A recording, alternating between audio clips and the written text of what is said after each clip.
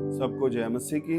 प्रभु का धन्यवाद करते हैं आज के दिन के लिए कि उसके अनुग्रह के द्वारा हम एक बार फिर से परमेश्वर के वचन को सुनने जा रहे हैं। प्रभु का वचन हमें इस प्रकार बताता है, याकूब की पत्री 5 अध्याय उसकी 16 आयत के अंदर, कि धर्मी जन की प्रार्थना के प्रभाव से बहुत कुछ हो सकता है, सब कुछ हो सकता है। अब यहाँ पे आता है कि धर्मी जन की प्रार्थना के प्रभाव से, याद रखिएगा कि धर्मी जन की प्रार्थना के प्रभाव से।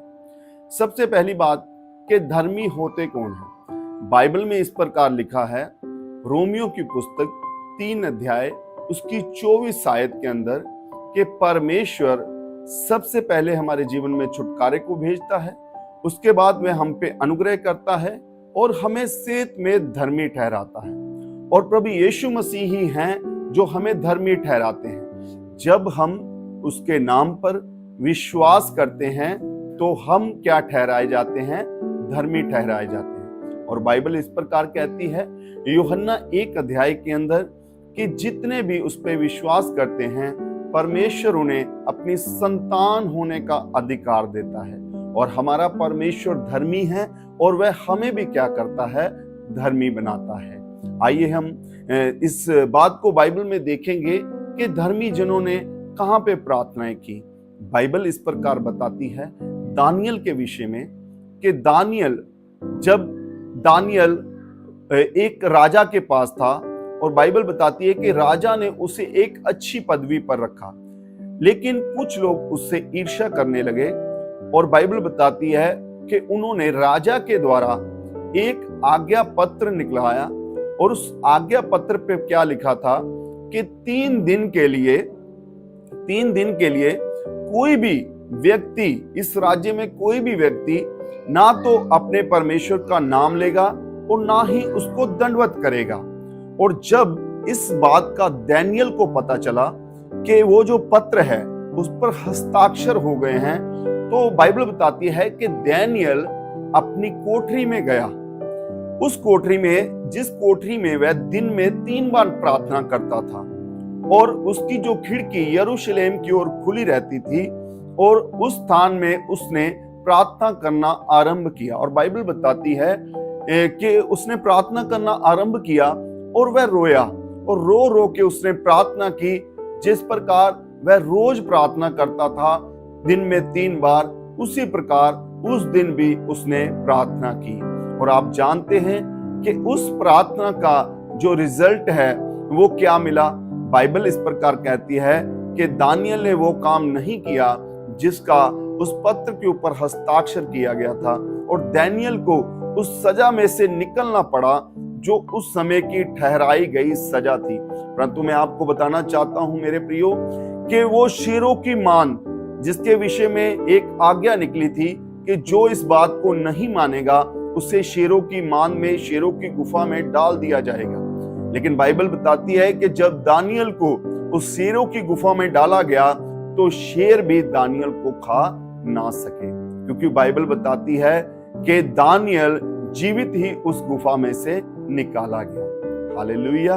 और बाइबल हमें इस प्रकार बताती है, प्रेरितों काम 16 अध्याय उसकी 25 आयत के अंदर हम पढ़ते हैं कि पौलुस और सिलास जब जेल में थे, तो बाइबल बताती है कि वे आधी रात को उठे, और आधी रात को उठ करके उन्होंने प्रार्थना करना आरंभ किया, परमेश्वर के भजन गाने आरंभ किए। और बाइबल बताती है कि उसका प्रभाव वहां पे क्या देखने को मिला, कि वह जो जेल थी, बाइबल बताती है वह के नींव से ही हिल गई, और उनके बंधन खुल गए और दरवाजे खुल गए, बंधन टूट गए, और जितने भी कैदी थे वह सब जेल में देखते रहे, और वह पौलुस और सिलास की सुन रहे थे। हालेलुया। एक बड़ा छुटकारा धर्मी जन की प्रार्थना के प्रभाव के द्वारा, धर्मी जन की प्रार्थना के द्वारा। हम क्या करते हैं? हम जब हमारे जीवन में कोई समस्या आती है, जब परेशानी आती है, तब हम जाकर के प्रार्थना करते हैं, प्रार्थनाओं के विषयों को लेकर के प्रार्थना करते हैं। लेकिन बाइबल हमें हर रोज प्रार्थना करने को बताती है।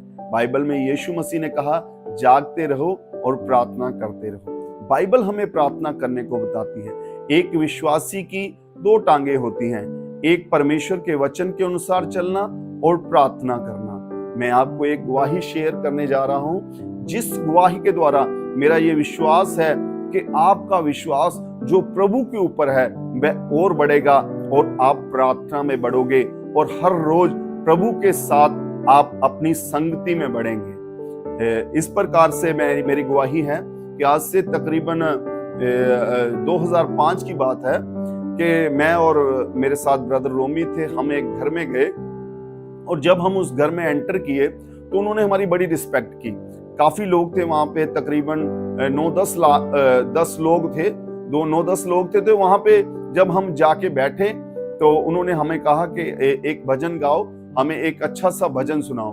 तो हमने भजन गाना आरंभ किया और कुछ समय के बाद सभी लोगों ने, जितने 9-10 लोग वहां पे थे, उन सबों ने अपनी आंखें बंद कर ली और वह स्थान, जिस स्थान पे हम बैठे थे, परमेश्वर की उपस्थिति से भर गया और हम भी परमेश्वर का भजन गाते रहे, धन्यवाद करते रहे। और जब हमने आमीन की और हमने देखा कि सब लोगों की आंखें बंद हैं और उन्होंने परमेश्वर की उपस्थिति को, उसकी प्रेजेंटेशन को महसूस किया है। और मेरे भाइयों बहनों, मैं बताना चाहता हूं कि हमारा वहां पे प्रार्थना करने के द्वारा क्या प्रभाव हुआ।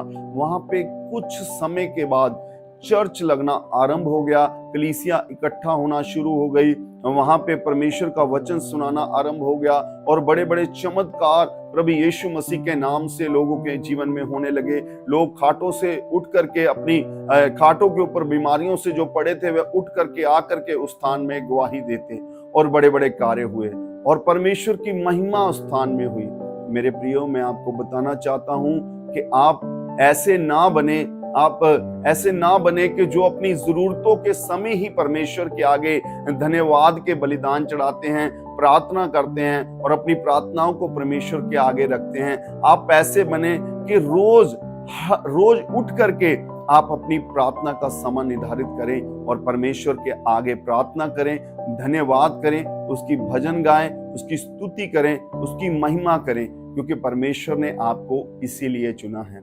इसलिए आप जब कभी भी प्रार्थना करेंगे तो मेरा ये विश्वास है कि आपकी प्रार्थना में ऐसा प्रभाव होगा कि उस स्थान में जहां पे आप प्रार्थना करेंगे, परमेश्वर का छुटकारा आपके जीवन में आएगा। जब आप प्रार्थना करेंगे, परमेश्वर की प्रेजेंटेशन आपके जीवन में आएगी, क्योंकि तब आप क्या बन जाएंगे? एक धर्मी व्यक्ति बन जाएंगे। क्योंकि धर्मी जन की लालसा रहती है परमेश्वर की ओर और प्रार्थना की ओर और परमेश्वर के वचन के अनुसार चलने के लिए। हालेलुया। परमेश्वर आप सबको आशीष दे। सबको जय मसीह की।